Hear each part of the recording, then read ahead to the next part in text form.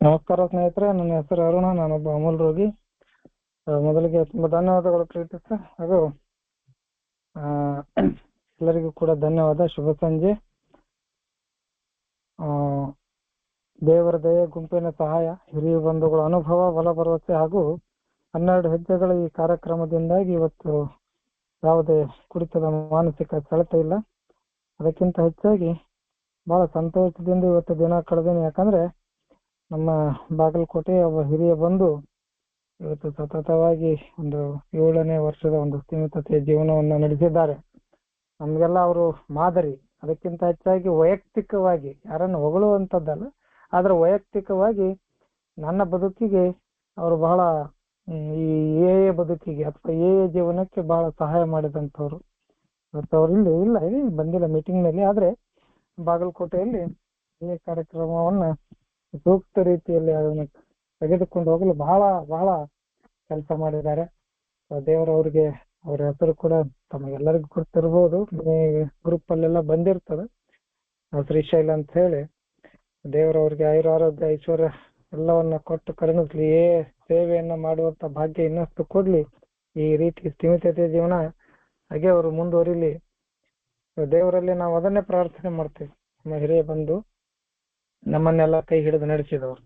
ಅವರು ಇರ್ಲಿಲ್ಲ ಅಂದ್ರೆ ಬಹುಶಃ ನಾನು ಕೂಡ ಇಲ್ಲಿ ಇರ್ತಿರ್ಲಿಲ್ಲ ಅಂತ ಅನ್ಸುತ್ತೆ. ಅಷ್ಟೊಂದು ನಮಗೆ ಅವ್ರ ಬಗ್ಗೆ ಕೃತಜ್ಞತೆ ಇದೆ. ದೇವರವ್ರಿಗೆ ಒಳ್ಳೇದ್ ಮಾಡ್ಲಿ.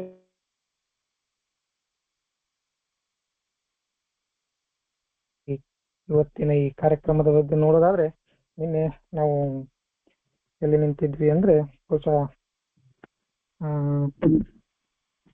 62 ಮುಗಿತು, 63 ಇದ್ವಿ ನಾವು. ಸಾಕಷ್ಟು ಕೊನೆಯದಲ್ಲಿ ಹೇಳಬೇಕಾದ್ರೆ ಹೇಳಿದ್ವಿ. ಜೀವನ ಅಂದ್ರೆ ಈ 6ನೇ ಹೆಜ್ಜೆಯನ್ನ ಅಂದ್ರೆ ಈ ಎಲ್ಲ ಜೀವನ ಪರ್ಯಂತ ಅಭ್ಯಸಿಸಬೇಕಾದ ಹೆಜ್ಜೆಗಳಿವೆ. ಒಂದು ದಿನ ಮಾಡಿ ನಾವು ಕೂಡ್ತೀವಿ ಅನ್ನುವಂಥದ್ದಲ್ಲ. ಅಲ್ಲಿ ಬರೀತಾರ ಅವರು, ನಾವು ಜೀವನ ಪರ್ಯಂತ ಅಭ್ಯಸಿಸಬೇಕಾದ ಹೆಜ್ಜೆಯ ಬಗ್ಗೆ ನಾವು ಕಂಪ್ಲೀಟ್ ಆಗಿ ಒಂದು ಪಾಸಿಟಿವ್ ಅಂದ್ರೆ ಸಕಾರಾತ್ಮಕವಾಗಿ ಯೋಚನೆ ಮಾಡೋದು ಒಳ್ಳೆಯದು. ಈ ಹೆಜ್ಜೆಗಳನ್ನ ಕೇಳಬೇಕಾದ್ರೆ ನಮ್ಮಲ್ಲಿರುವಂತ ನಕಾರಾತ್ಮಕ ವಿಷಯಗಳನ್ನ ಅಥವಾ ಆ ಯೋಚನೆಗಳನ್ನ ಸ್ವಲ್ಪ ಪಕ್ಕಕ್ಕೆ ಇಟ್ಟು ಬಿಡೋದು. ಎಲ್ಲ ಪಕ್ಕಕ್ಕಿರ್ಲಿ ಅಂತ ಹೇಳ್ತಾರ. ನಮ್ಮ ನಿಲುವನ್ನ ನಾವು ತೋರಿಸ್ಬೇಕು. ಒಂದಿಷ್ಟು ಸಾಧ್ಯ ಐತಿ, ಯಾಕಾಗೋದಿಲ್ಲ ಅನ್ನುವಂಥ ಮನೋಭಾವನೆ ಬರಬೇಕು. ಇಲ್ಲೇನು ಬರೆದಿದ್ದಾರೆ, ಏನು ಮಾಡಿದ್ದಾರೆ ಅನ್ನುವಂಥದ್ದನ್ನ ಬರೆದಾರ. ನಾವು ಕೂಡ ಅದೇ ರೀತಿ ಯೋಚನೆ ಮಾಡಿದ್ರೆ ಆಗ್ತದ. ಅದಕ್ಕೆ ಮೊದಲಿಗೆನೆ ಇವೆಲ್ಲವೂ ಆಗುವುದಲ್ಲ ಹೋಗುದಲ್ಲ, ಸುಮ್ನೆ ನಮ್ಗೆ ಯಾಕೆ ಇವೆಲ್ಲ ಬೇಕು ಅನ್ನುವಂಥ ಮನೋಭಾವನೆಯನ್ನ ಬಿಟ್ಟು ನಾನು ಕೂಡ ಪ್ರಯತ್ನ ಮಾಡೋದು, ನನ್ನಿಂದ ಕೂಡ ಸಾಧ್ಯ ಆಗಬಹುದು ಅನ್ನುವಂಥ ಮನೋಭಾವನೆಯನ್ನ ನಾವು ತಿಳಿಬೇಕಾಗ್ತದೆ ಸ್ನೇಹಿತರೆ. ಹಂಗಂದ ತಕ್ಷಣ ಇಲ್ಲೆಲ್ಲವೂ ಒಮ್ಮಿಂದೊಮ್ಮಲೆ ಹೋಗ್ತಾವ ಅಂತ ಹೇಳಿ ನಾವೇನು ಪ್ರಾಮಿಸ್ ಮಾಡುದಿಲ್ಲ. ಬಿಗ್ ಬುಕ್ ಹಂಗೆ ಹೇಳುದಿಲ್ಲ, ಈ 12 ಹೆಜ್ಜೆಗಳ ಬುಕ್ನು ಹಂಗೆ ಹೇಳುದಿಲ್ಲ.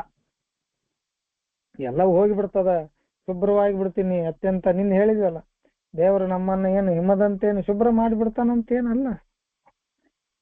ಎಲ್ಲ ದೋಷಗಳು ನಿರ್ನಾಮ ಆಗುದಿಲ್ಲ. ಬಹುಶಃ ಕೆಲವು ಹೋಗ್ತವು, ಇಲ್ಲ ಅನ್ನಂಗಿಲ್ಲ. ಕೆಲವೊಂದಿಷ್ಟು ಹೋಗ್ತಾವು, ಕೆಲವೊಂದಿಷ್ಟು ಉಳಿತಾವಿಲ್ಲ ಅನ್ನಂಗಿಲ್ಲ. ಕೆಲವನ್ನ ಉಳಿದಿದ್ದನ್ನ ನಾವು ಸಾವಧಾನ ಚಿತ್ತವಾಗಿ, ಸಾವಧಾನ ಪೂರ್ವಕವಾಗಿ, ತಾಳ್ಮೆಯಿಂದ ಅವುಗಳನ್ನ ಹೊರಗೆ ತೆಗಿಲಿಕ್ಕೆ ಸಂಪೂರ್ಣವಾಗಿ ನಾವು ಸಿದ್ಧರಾಗಬೇಕು ಅನ್ನುವಂಥದ್ದು ಅರ್ಥ ಇದೆ. ನಮಗೆ ತಿಳಿದಂಥದ್ದು ಅಥವಾ ಇನ್ನಷ್ಟು ಉತ್ತಮವಾದದ್ದನ್ನ ಕಲೀಲಿಕ್ಕೆ ನಾವು ಆ ಕಡೆ ಹೋಗಬೇಕನ್ನುವಂಥ ಉದ್ದೇಶ ಇಟ್ಟುಕೊಂಡು ಮುಂದೆ ಸಾಗುವುದು ಜೀವನ ಅಂತ ಹೇಳ್ತಾರೆ. ನಮಗೇನ್ ತಿಳಿದದ, ಇನ್ನಷ್ಟು ಉತ್ತಮವಾದದ್ದು ಈ ಬದುಕಲ್ಲಿ, ಈ ಜಗತ್ತಿನಲ್ಲಿ ಏನದ, ಏನ್ ಹೇಳ್ಯಾರ, ಯಾರ ಅನುಭವದಲ್ಲಿ ಏನದ, ಅದರೆಡೆಗೆ ಹೋಗುವಂತ ಒಂದು ಪ್ರಯತ್ನವನ್ನ ನಾವು ಇಲ್ಲಿ ಮಾಡಬೇಕು ಅನ್ನುವಂಥದ್ದನ್ನ ಇಲ್ಲಿ ಅವರು ನಿನ್ನೆ ಹೇಳಿದ್ರು. ಇವತ್ತೇನಾಗ್ತದ ನಾವು ನೋಡೋಣ ಸ್ನೇಹಿತರೆ. ಇವೆಲ್ಲ ಹೆಂಗಿರ್ತದಂದ್ರೆ ಈ 12 ಮತ್ತು 12 ಹೆಜ್ಜೆಗಳ ಬುಕ್ ಆಗ್ಲಿ, ಬಿಗ್ ಬುಕ್ ಆಗ್ಲಿ, ಪ್ರಶ್ನೆನೂ ಅಲ್ಲೇ ಕೇಳ್ತದೆ. ಮುಂದಿನ ಪ್ಯಾರಾಗಳಲ್ಲಿ ಉತ್ತರನೂ ಇರ್ತದೆ.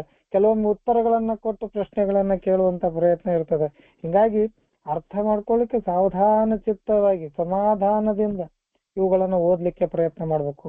ಕೆಲವೊಮ್ಮೆ ನಿಜ ಹೇಳ್ಬೇಕಂದ್ರೆ ಒಂದೊಂದು ಪ್ಯಾರಾ ನಾನು 10 ಸಲ ಓದಿದ್ರು ಅರ್ಥ ಆಗಂಗಿಲ್ಲ.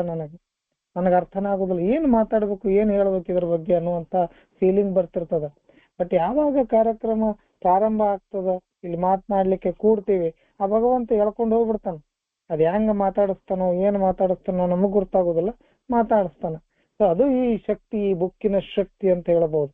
ನಾನು ಇದನ್ನೇ ಹೇಳಬೇಕು, ಅದನ್ನೇ ಹೇಳಬೇಕು, ಹಿಂಗ್ ಹೇಳ್ಬೇಕು, ಹಂಗ್ ಹೇಳ್ಬೇಕಂತ ಏನು ನಾ ತಯಾರಿ ಮಾಡಿದ್ರೆ ಕೆಲಸ ಆಗೋದಿಲ್ಲ ಇಲ್ಲಿ.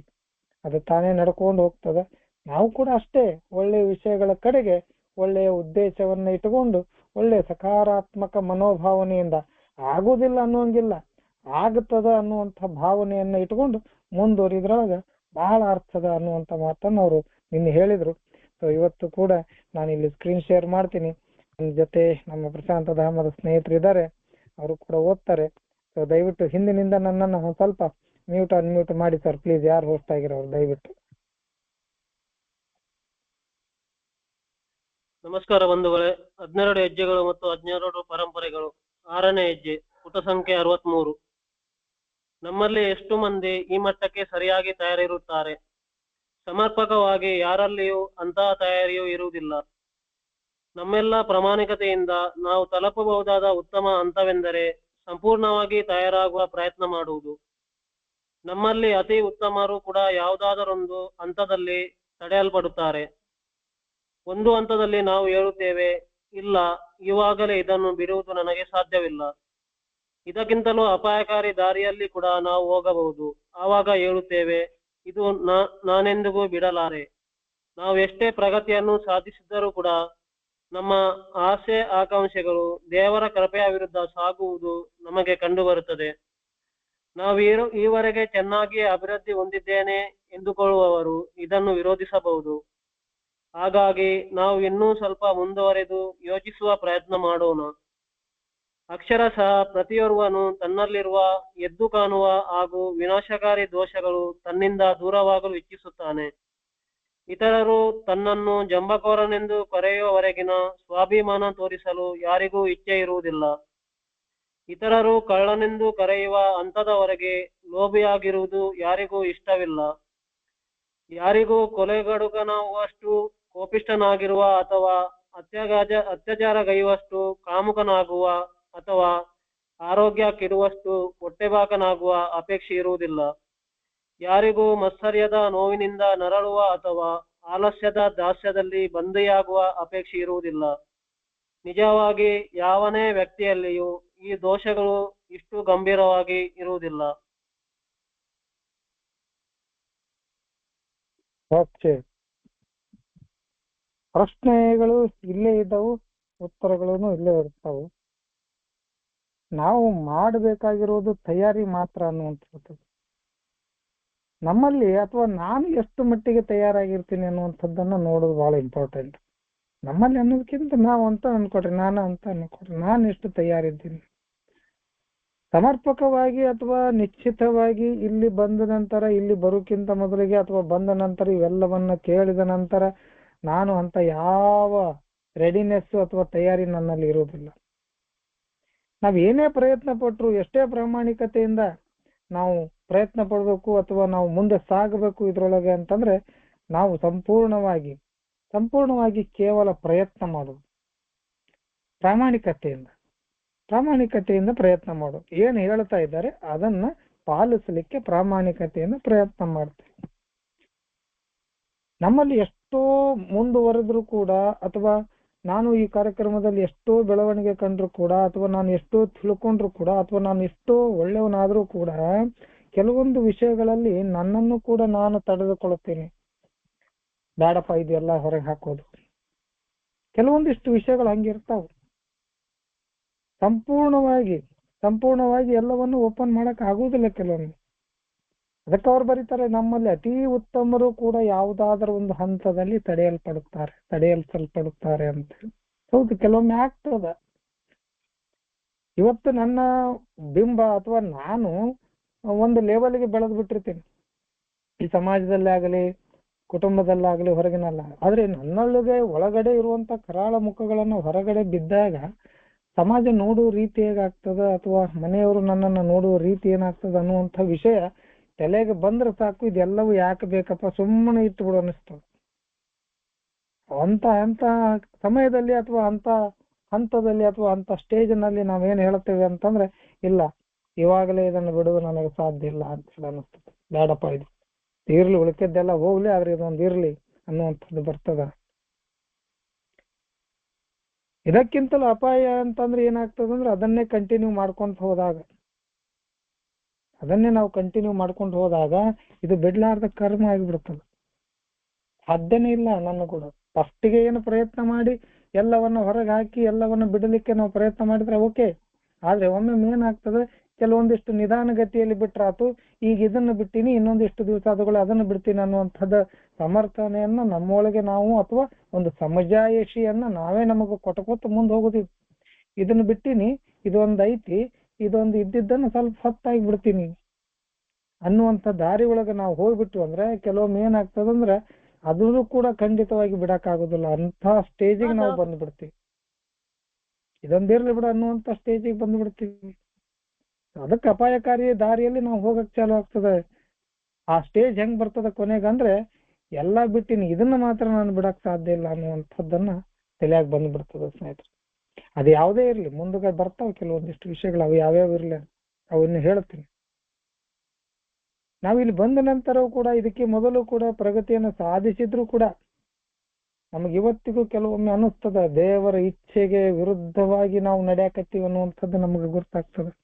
ಆಟೋಮೆಟಿಕ್ ಯಾರು ಹೇಳ್ಕೊಡ್ಬೇಕಾಗಿಲ್ಲ, ಅಷ್ಟೊಂದು ಮಬ್ಬರಲ್ಲ ನಾವು, ಅಷ್ಟೊಂದು ಹುಚ್ಚರಲ್ಲ. ತಿಳುವಳಿಕೆ ಇಲ್ಲ ಅಂತಲ್ಲ, ನನಗೆ ತಿಳುವಳಿಕೆ ಇದೆ ಎಲ್ಲರಿಗೆ.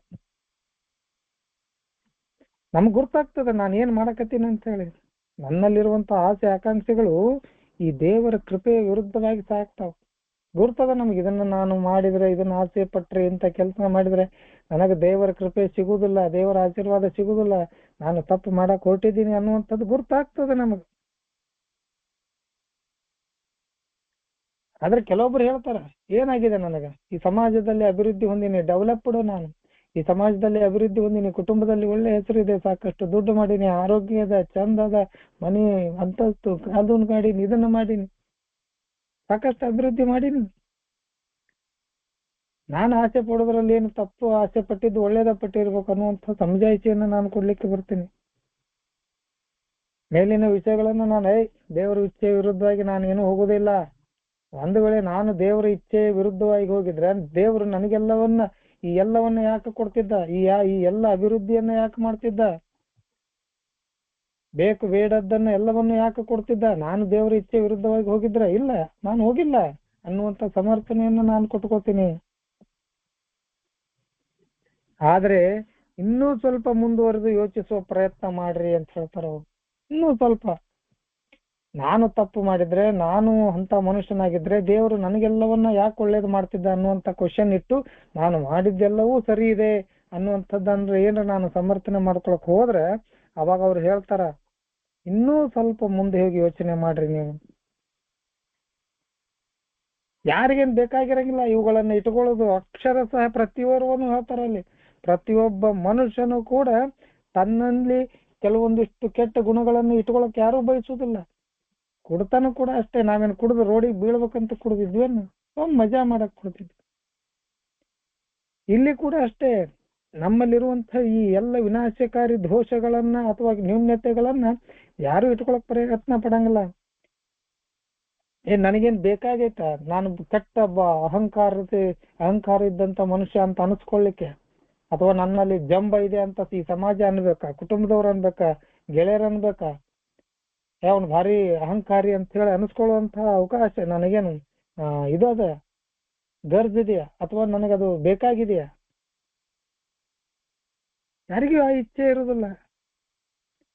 ತನ್ನ ಸ್ವಾಭಿಮಾನವನ್ನ ಯಾರು ಯಾವಾಗ ಅಹಂಕಾರ ಅಂತ ಕರಿತಾರಲ್ಲ, ಸ್ವಾಭಿಮಾನ ಅನ್ನೋದು ಅಹಂಕಾರವಾಗಿ ಪರಿಣಾಮ ಆಗ್ತದಲ್ಲ, ಅವಾಗ ಬೇಜಾರಾಗ್ತದೆ.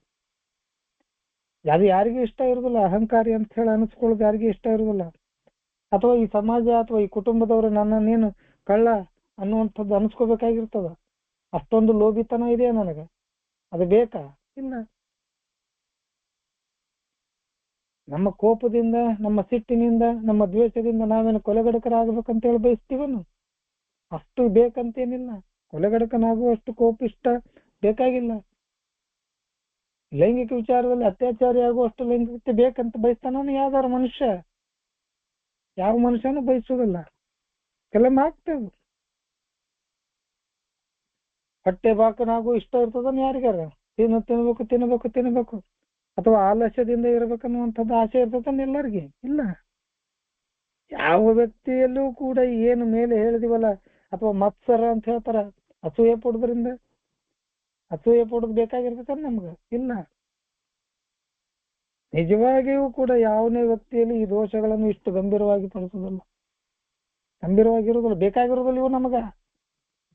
ಆದ್ರೂ ಕೂಡ ನಮ್ಮಲ್ಲಿ ಬೆಳ್ಕೊಂತ ಹೋಗ್ತಾವು.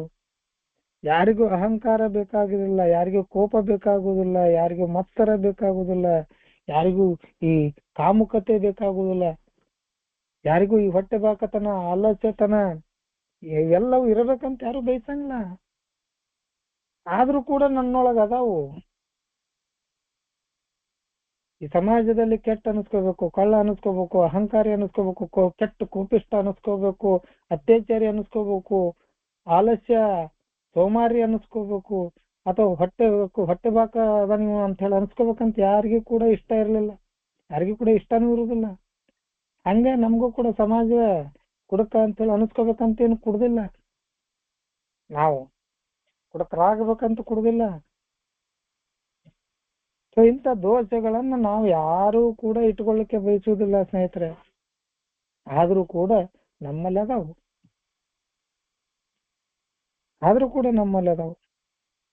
ಹಂಗಾಗಿ ಅವ್ರು ಮುಂದೆ ಬರೀತಾರಲ್ಲಿ ಏನಂತ ಓದ್ರಿ ಸರ್ ಪ್ಲೀಸ್.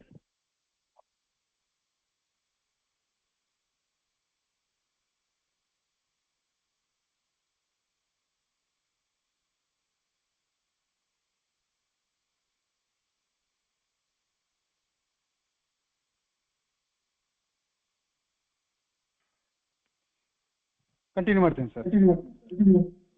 ಇಂತಹ ಗಂಭೀರತೆಗೆ ಹೊರತಾದ ನಾವು ನಮ್ಮನ್ನೇ ಅಭಿನಂದಿಸಬಹುದೇ? ನಾವು ಹೀಗೆ ಹೊರತಾಗಿರಲು ನಮ್ಮ ಒಂದು ರೀತಿಯ ಸ್ವಾರ್ಥವೇ ಕಾರಣವಲ್ಲವೇ? ಶಿಕ್ಷೆಗೆ ಕಾರಣವಾಗುವಂತಹ ಯಾವುದೇ ಅತಿಯಾದದ್ದನ್ನು ಮಾಡದೆ ಇರುವುದರಲ್ಲಿ ಹೆಚ್ಚಿನ ಆಧ್ಯಾತ್ಮಿಕ ಪ್ರಯತ್ನದ ಪಾತ್ರವೇನೂ ಇರುವುದಿಲ್ಲ. ಹಾಗೆಯೇ ನಾವು ಈ ಮೇಲಿನ ವಿಷಯಗಳ ಸೌಮ್ಯ ಸ್ವರೂಪವನ್ನು ನೋಡಿದರೆ ಆವಾಗ ನಾವು ಎಲ್ಲಿದ್ದೇವೆ? ನಾವು ನಿಜವಾದ ಗುರುತಿಸಬೇಕಾದ ವಿಷಯವೆಂದರೆ ನಾವು ನಮ್ಮ ಈ ಕೊರತೆಗಳಲ್ಲಿ ಸಂತೋಷವನ್ನು ಕಾಣುತ್ತೇವೆ. ನಾವು ನಿಜವಾಗಿ ಅವುಗಳನ್ನು ಪ್ರೀತಿಸುತ್ತೇವೆ. ಉದಾಹರಣೆಗೆ, ಇನ್ನೊಬ್ಬ ವ್ಯಕ್ತಿಗಿಂತ ತಾನು ಸ್ವಲ್ಪ ಉಚ್ಚ ಮಟ್ಟದಲ್ಲಿದ್ದೇನೆಂದುಕೊಳ್ಳಲು ಯಾರಿಗೆ ಸಂತೋಷವಾಗುವುದಿಲ್ಲ? ನಿಜವಾಗಿ ಹೇಳುವುದಾದರೆ ಸ್ವಲ್ಪ ಉಚ್ಚ ಮಟ್ಟದಲ್ಲಿ ಅಲ್ಲ, ಬಹಳ ಉಚ್ಚ ಮಟ್ಟದಲ್ಲಿ. ನಾವು ಲೋಭಿತನವನ್ನು ಅಭಿಲಾಷೆಯ ಬಣ್ಣ ಹಚ್ಚಿ ನೋಡುವುದಿಲ್ಲವೇ?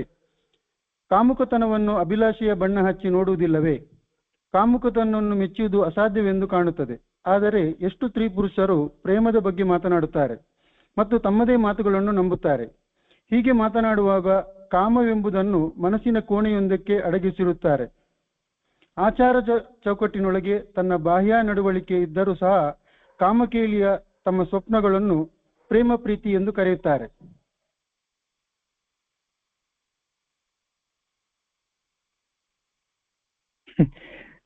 ನೋಡ್ರಿ, ಸೊ ಇಂಥ ಎಲ್ಲ ಗಂಭೀರತೆ ಹೊರತಾಗಿ ನಾವು ನಮ್ಮನ್ನೇ ನಾವು ಅಭಿನಂದಿಸಬಹುದೇನೋ ಅಂತ ಹೇಳಿ. ಯಾವೂ ಇಲ್ಲಪ್ಪ, ಅತ್ಯಂತ ಸಭ್ಯ ಮನುಷ್ಯ ನಾನು, ನನ್ನಲ್ಲಿ ಇಂಥ ಯಾವ ವಿಷಯಗಳು ಇಲ್ಲ, ಏನ್ ಆಗಾಳ ಹೇಳಿದ್ವಲ್ಲ ಯಾವೂ ಇಲ್ಲ ಅನ್ನುವಂಥದ್ದು. ಇದರ ಹೊರತಾಗಿರಲು ಕೂಡ ನಾವೊಂದು ರೀತಿಯ ಸ್ವಾರ್ಥದ ಕಾರಣವಲ್ಲವೇ ಅಂತ ಕೇಳ್ತಾರ ಅವ್ರು. ಮೇಲಿಂದನೂ ಅವರೇ ಹೇಳ್ತಾರ, ಕೆಳಗಿಂದನೂ ಅವರೇ ಹೇಳ್ತಾರೆ. ಇಲ್ಲಿ ಹೇಳ್ತಾರ, ಶಿಕ್ಷೆಗೆ ಕಾರಣವಾಗುವಂತಹ ಯಾವುದೇ ಅತಿಯಾದದ್ದನ್ನು ಮಾಡದೇ ಇರುವುದರಲ್ಲಿ ಹೆಚ್ಚಿನ ಆಧ್ಯಾತ್ಮಿಕತೆಯ ಪ್ರಯತ್ನ ಏನ್ ಬೇಕಾಗುದಿಲ್ಲ. ಆರಾಮಾಗಿರೋದು, ಯಾವುದರಿಂದ ತೊಂದರೆ ಆಗ್ತದೆ ಅನ್ನುವಂಥದ್ದು ನಮಗೆ ಗುರ್ತಾಗ್ತದೆ, ಅದರಿಂದ ದೂರ ನಿಲ್ಲೋದು. ಇದ್ರೊಳಗೆ ಏನು ಆಧ್ಯಾತ್ಮಿಕತೆ ಬೇಕಾಗ್ತದೆ?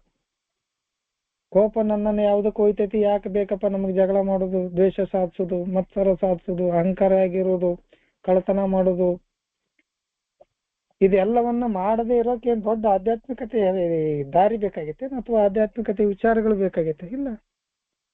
ಮಾಡಿದ್ರೆ ಏನಾಕೈತೆ ಅನ್ನುವಂಥದ್ದು ನಮ್ಗೆ ಗುರ್ತೈತಿಲ್ಲ, ಹಂಗಾಗಿ ನಾವು ದೂರ ಇರ್ತೀವಿ. ಅದಕ್ಕಾಗಿ ಏನು ಆಧ್ಯಾತ್ಮಿಕತೆ ಬೇಕು? ಇವುಗಳನ್ನೆಲ್ಲವನ್ನ ದೂರ ಇಡಲಿಕ್ಕೆ ಆಧ್ಯಾತ್ಮಿಕತೆ ಏನ್ ಬೇಕಾಗುದಿಲ್ಲ. ಅದಕ್ಕೆ ಅವ್ರು ಹೇಳ್ತಾರ, ಯಾಕಂದ್ರೆ ನಾವು ಕೇಳ್ತೀವಿ ಇದಕ್ಕೆ ಏನು ಆಧ್ಯಾತ್ಮಿಕತೆಗೆ ಸಂಬಂಧ ಇದೆ ಅನ್ನುವಂಥ ಕ್ವಶನ್ಗಳು ಬರ್ತದ. ನೀವು ಹೇಳದ್ ನೋಡಿದ್ರೆ ಎಲ್ಲಾ ಬಿಟ್ಟು ಕೇಸರಿ ಕ್ಯಾವಿ ಬಟ್ಟೆ ಹಾಕೊಂಡು ದೂರ ಹೋಗಿ ಯಾವ್ದಾರು ಮಠದಾಗ ಕುಂದ್ರು ಅನ್ನೋಂಗ ಹೇಳ್ತೀರಿ ಅಂತ ಹೇಳ್ತಾರ ಕೆಲವು. ಹಂಗಲ್ಲ, ಅದಕ್ಕೆ ಹೇಳ್ತಾರ ಅವರು. ಶಿಕ್ಷೆಗೆ ಕಾರಣವಾಗುವಂತಹ ಯಾವುದೇ ಅತಿಯಾದುದನ್ನು ಮಾಡದೇ ಇರುವುದರಲ್ಲಿ ಹೆಚ್ಚಿನ ಆಧ್ಯಾತ್ಮಿಕ ಪ್ರಯತ್ನದ ಪಾತ್ರ ಏನು ಇರುವುದಿಲ್ಲ.